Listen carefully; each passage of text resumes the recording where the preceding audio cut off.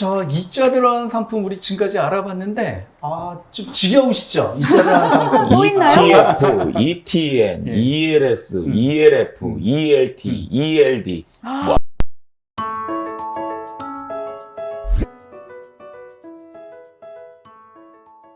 제가 뭔가 조사해보니까 한 가지가 더 남아가지고 또 있어요. 이거 한번 좀 얘기 또 좀 있어요. 해볼까 해서 ELW라는 게 있더라고요. W는 뭐죠? 요건 에쿼티 링크드 워런트래요. W가 워런트의 약자. 예. 요걸 한국말로 뭐 다른 게 예, 있나요? 그 워런트라고 하는 거는 이제 신주 인수권이라는 표현을 씁니다. 신주 인수권. 예, 지금은 우리가 증권시장에서 신주를 발행하지 않는데 이제 음. 과거에는 신주를 발행했습니다. 지금은 다 보통주를 직접 발행하지만 이제 과거엔 신주를 발행했고 워런트라는 것을 한국어 우리 말로 표현할 땐 신주 인수권 이렇게 표현합니다. 그런데 이제 신주 인수권이라는 것을 뭐 소위 직역을 하면 이제 그렇지만 실제로는 ELW 할 때 이 W는 어떻게 보면 옵션 개념입니다.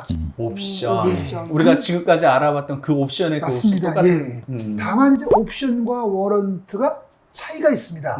어떤 차이가 있냐면 옵션은 하나의 상품입니다. 선물 옵션 이런 상품입니다.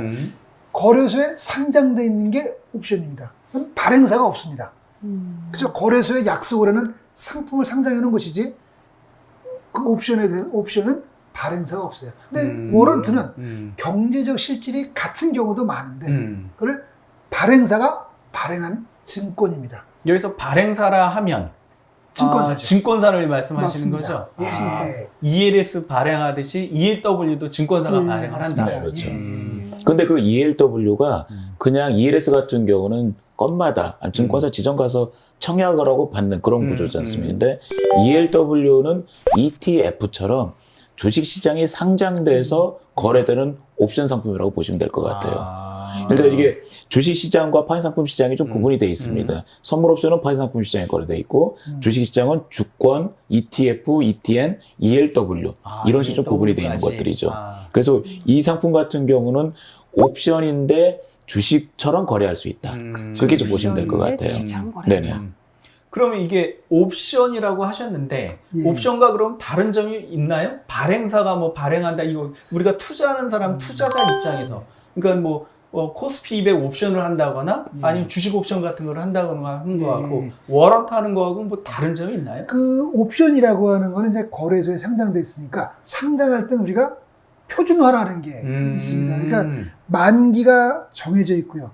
유형이 정해져 있고 가장 표준화된 구조로만 상장이 돼 있죠. 그렇죠. 그게 옵션입니다. 근데 워런트는 증권사가 다른 증권사하고 경쟁 관계가 있잖아요. 네. 그러니까 투자자들이 선호하는 상품을 만들 수 있죠.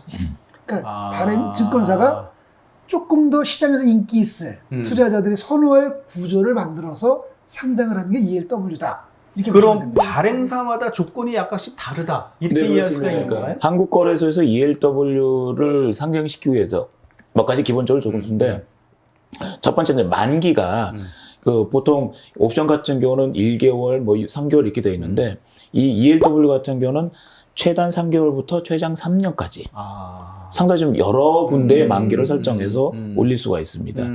그리고 두 번째 같은 경우는 이 상품 같은 경우는 이 어떤 옵션의 행사 가격이라는 게 있잖아요. 내가 행사할 수 있는 가격대가 어떻게 되느냐.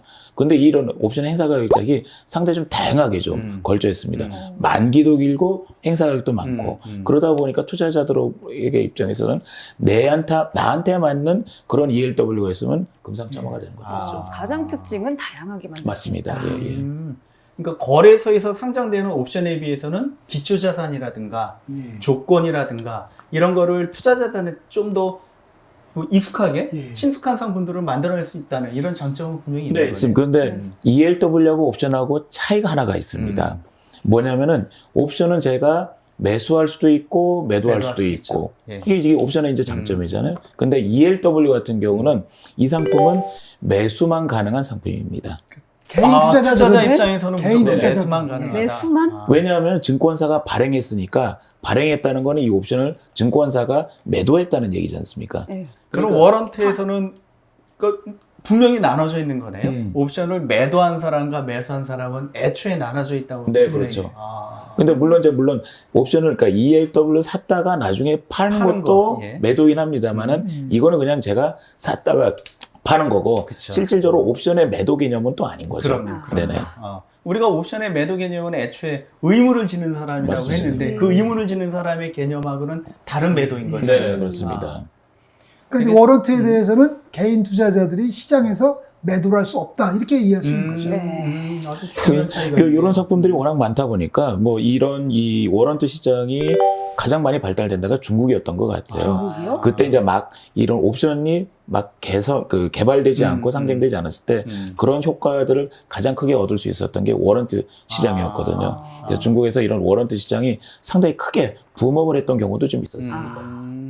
근데 지금 또 하나 좀 추가하면 이제 그 옵션은 표준화된 거고 워런트는 이제 조금 더 시장에서 인기 있을 걸 만들었지만 예상과 달리 인기가 없을 수도 있고 거래가 안 될 수도 있습니다. 그러니까 ELW를 발행을 하면 발행사 네. 혹은 제3자가 유동성을 제공을 해줘야 됩니다. 그러니까 매수매도 유동성 효과를 제공. 제시를 해줘서 시장에서 항상 투자자들이 거래할 수 있게끔. 그게 그 LP 유동성 맞습니다. 공급자? 예, 예, 그 예. 얘기, 예. 그 역할을 해줘야 된다. 그러니까 기본적인 유동성, 기본적인 거래를 할 수 있도록 시장 조성을 해야 되는. 그럼 그런 게 우리 있어요. 거래소 시장에서 지금 상장되어 있는 옵션은 그 LP라는 게 없나요? 거래소에 상장된 옵션은 없죠.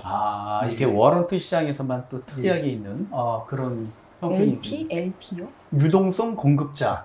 리퀴디티 프로바이더.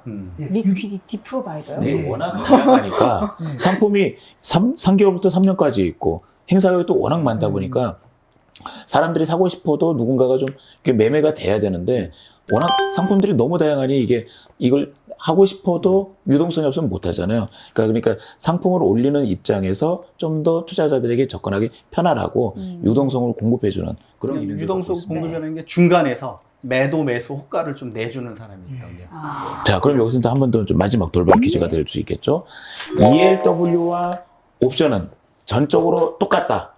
아니면 차이점이 있다. 차이가 있다. 그렇죠. 어떤 차이가 있을까요? 그건 모르겠다. 학습의 속도가 너무 솔직하다. 학습의 속도가 굉장히 빠르다고 생각했는데 깊이 있게 속도가 빠른 건 아니었다는.